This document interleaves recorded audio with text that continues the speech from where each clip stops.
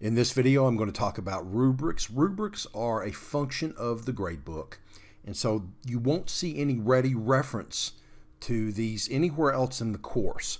So I'm going to head to gradebook, and then at this point it doesn't matter whether we're in grid view or list view. We need to come over to the settings menu, which is a function of this gear button. And we scroll all the way down in the gradebook settings to course rubrics and create a new rubric. Now this is a rubric that I copied from another course. I will outline the copy process in another unit because it's sort of an advanced feature. We're going to click that create new rubric button, name the rubric.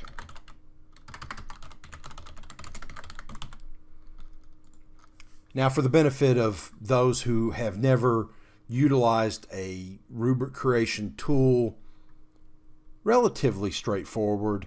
We first will select what type of rubric, and you have four choices: either a percentage-based rubric, a percentage range-based rubric, a points rubric, or a points range rubric. I tend to prefer points ranges just because they're the most straightforward.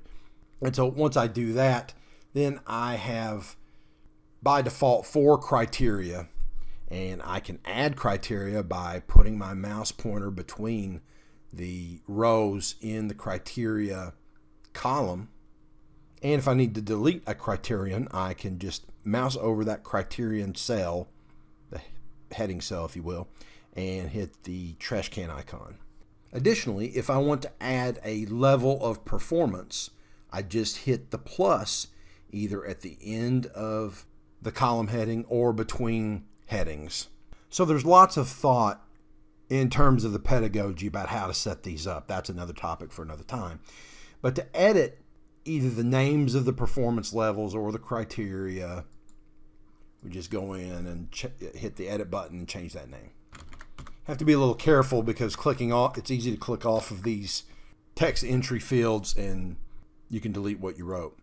We declared this rubric to be a points range rubric. All I need to do to assign those points ranges is to hit the edit button, and I can come in and go give these a description, and then all I need to do is hit save. So there's a feature where you can establish goals. These could be department goals or course goals, and you can align these various criteria to the goals. It's a bit of an advanced feature, and so I may cover that in a future video. It's not really germane to the effective functioning of the course.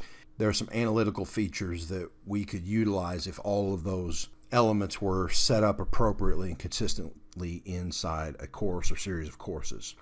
So that in a nutshell is creating a basic rubric inside of Blackboard Ultra. And remember, it's part of the gradebook feature.